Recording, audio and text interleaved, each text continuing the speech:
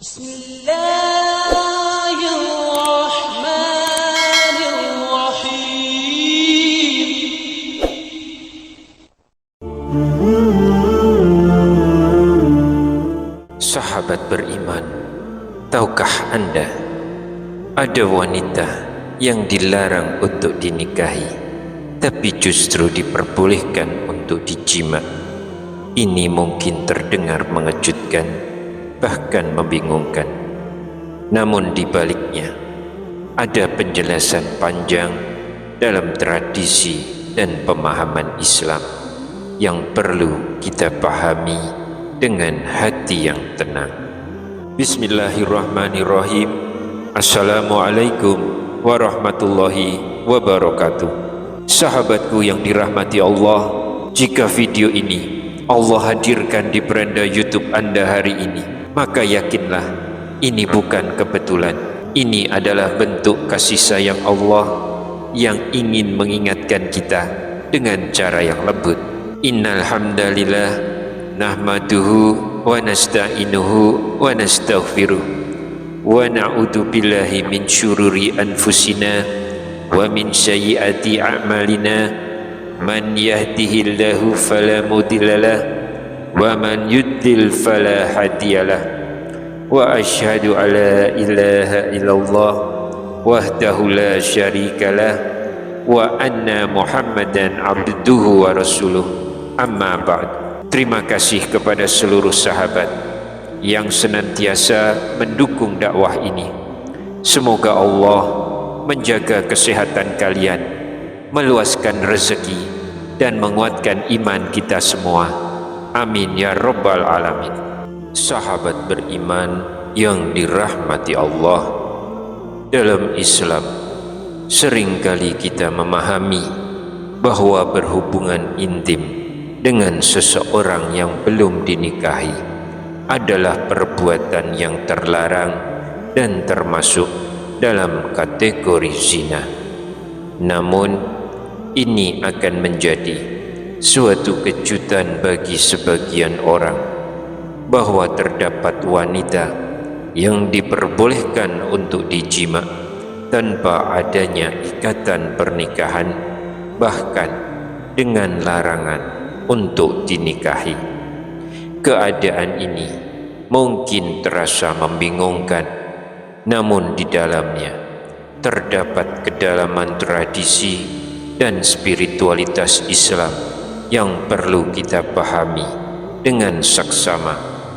Mari kita telaah lebih lanjut dalam video ini tentang wanita yang dilarang dinikahi tapi boleh dijima menurut tradisi dan pemahaman dalam Islam. Namun sebelum lanjut, saya ingin menyapa Anda semua. Silahkan tuliskan di kolom komentar Anda menyimak dari kota atau daerah mana. Semoga Allah menyatukan kita dalam majelis ilmu ini meski terpisah jarak. Jangan lupa untuk tekan tombol like dan subscribe channel ini. Bahagia hati saya jika bisa mengetahui channel ini membagikan kebaikan hingga ke hadapan sahabat-sahabat semua. Oleh karena itu, mari kita bisa saling mendoakan di kolom komentar, karena doa muslim kepada saudaranya lebih cepat dikabulkan Allah subhanahu wa ta'ala. Amin, Allahumma amin. Sahabat beriman yang dirahmati Allah, sebelum kita melangkah lebih jauh, penting bagi kita untuk memahami terlebih dahulu konsep nikah dalam Islam. Nikah dalam ajaran Islam adalah pernikahan yang sah antara seorang pria dan seorang wanita yang dilakukan dengan tujuan membentuk keluarga dan melaksanakan perintah Allah. Allah subhanahu wa ta'ala berfirman dalam Al-Quran surah Ar-Rum ayat 21, dan di antara tanda-tanda kebesarannya ialah Dia menciptakan pasangan-pasangan untukmu dari jenismu sendiri agar kamu merasa tentram kepadanya, dan Dia menjadikan di antaramu rasa cinta dan kasih sayang.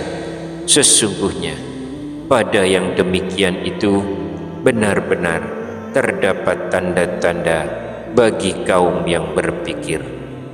Dari ayat ini kita dapat memahami bahwa nikah adalah bentuk hubungan suami istri yang diakui oleh Allah. Karena itu ada beberapa syarat yang harus dipenuhi agar pernikahan tersebut dianggap sah dalam pandangan Islam. Dalam ajaran Islam terdapat beberapa kondisi di mana seorang laki-laki diperbolehkan untuk memiliki lebih dari satu istri yang dikenal dengan istilah poligami. Namun sebaliknya, ada juga kondisi di mana seorang wanita tidak dapat dinikahi oleh seorang laki-laki. Wanita tersebut adalah mahram, yaitu kerabat dekat yang diharamkan untuk dinikahi.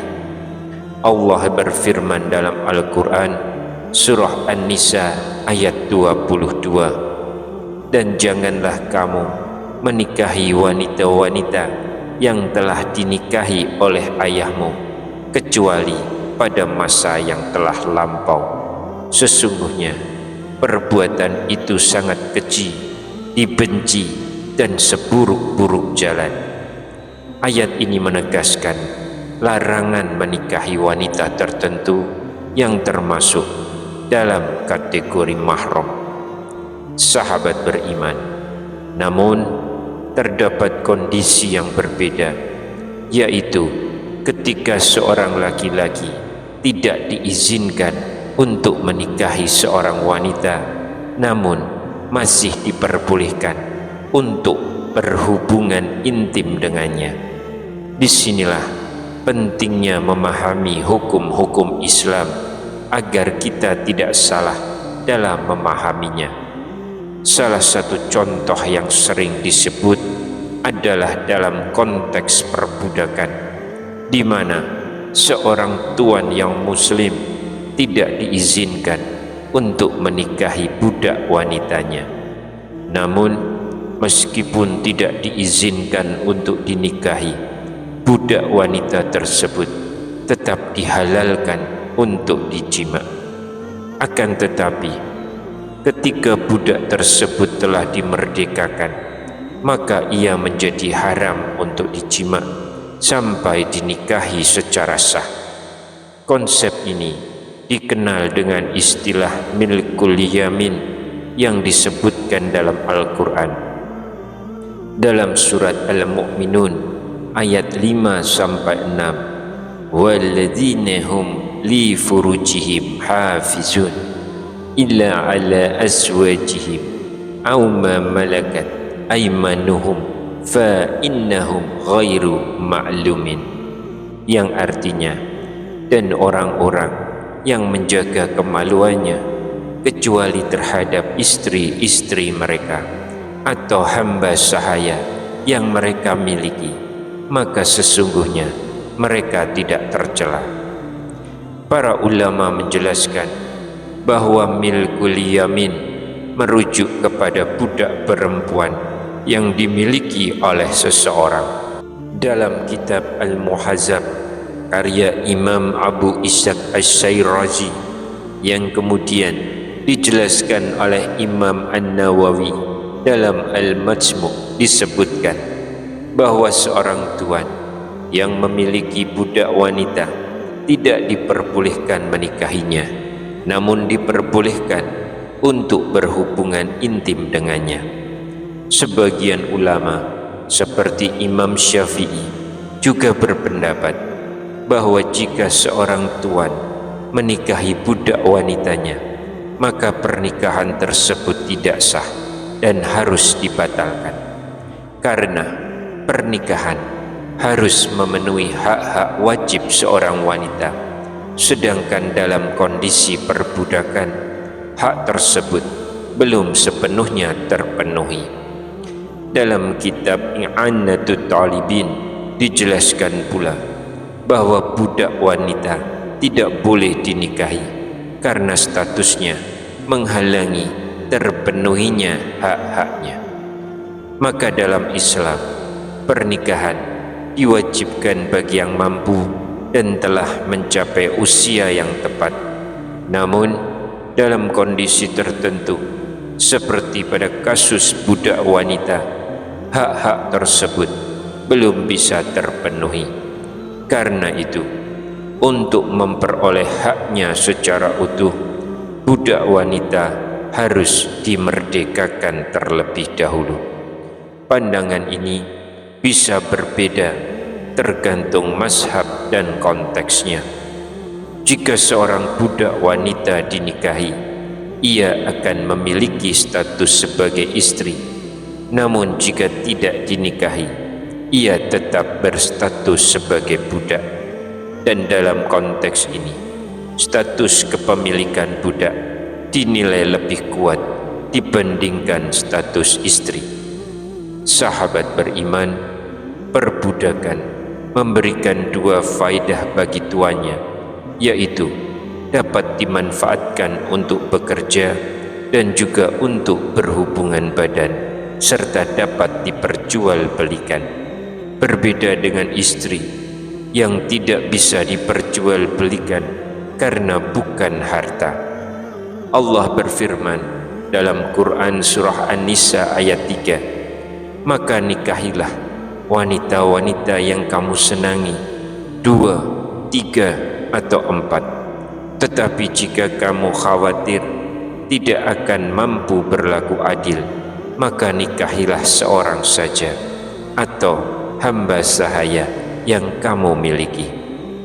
Ayat ini menegaskan bahwa dalam konteks perbudakan, hak dari budak wanita tidak setara dengan istri, sehingga pernikahan dengan budak wanita dipandang tidak sah. Dalam Islam, istri bukanlah milik suami secara hakiki, melainkan hubungan yang saling memberikan manfaat. Jika ada anggapan bahwa istri adalah milik, maka itu bisa merusak makna pernikahan. Istri tetap memiliki hak dan tidak bisa diperjualbelikan. Berbeda dengan budak yang secara status adalah milik tuannya. Jika seorang laki-laki menikahi budak yang dimilikinya, maka pernikahannya tidak sah.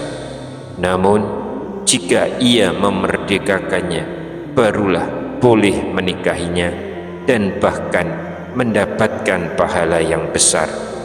Ini menunjukkan bahwa pernikahan dalam Islam adalah ikatan yang mengedepankan keadilan dan pemenuhan hak. Bagi sebagian orang, hukum ini mungkin terasa membingungkan. Di satu sisi, Islam tidak menganjurkan perbudakan, namun di sisi lain mengatur hubungan dalam kondisi tersebut. Namun jika kita melihat lebih dalam, yang pertama, perbudakan bukanlah produk Islam, melainkan sudah ada sebelum Islam datang. Yang kedua, semua peradaban pada saat itu mengakui perbudakan. Yang ketiga, membebaskan budak adalah jalan yang dianjurkan.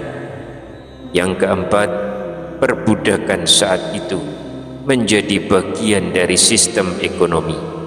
Menghapusnya secara tiba-tiba bisa menyebabkan goncangan yang besar. Bayangkan, jika satu budak bernilai tinggi dan seseorang memiliki banyak budak, maka menghapusnya sekaligus akan berdampak besar terhadap ekonomi. Karena itu, Islam mengatur perubahan ini secara bertahap untuk menjaga keseimbangan dan kestabilan. Maka dari itu, dalam memahami masalah ini diperlukan kehati-hatian dan keluasan ilmu agar kita tidak salah paham dan tetap berada dalam pemahaman yang lurus. Sahabat beriman yang dirahmati Allah, demikianlah penjelasan ini. Semua kembali kepada pemahaman yang benar sesuai Al-Quran dan Sunnah serta penjelasan para ulama. Apa yang tampak berbeda hendaknya dipahami dengan ilmu, bukan dengan prasangka. Semoga Allah memberi kita pemahaman yang lurus dan menjaga kita dalam ketaatan kepadanya. Wallahu a'lam bishawab. Wassalamualaikum warahmatullahi wabarakatuh.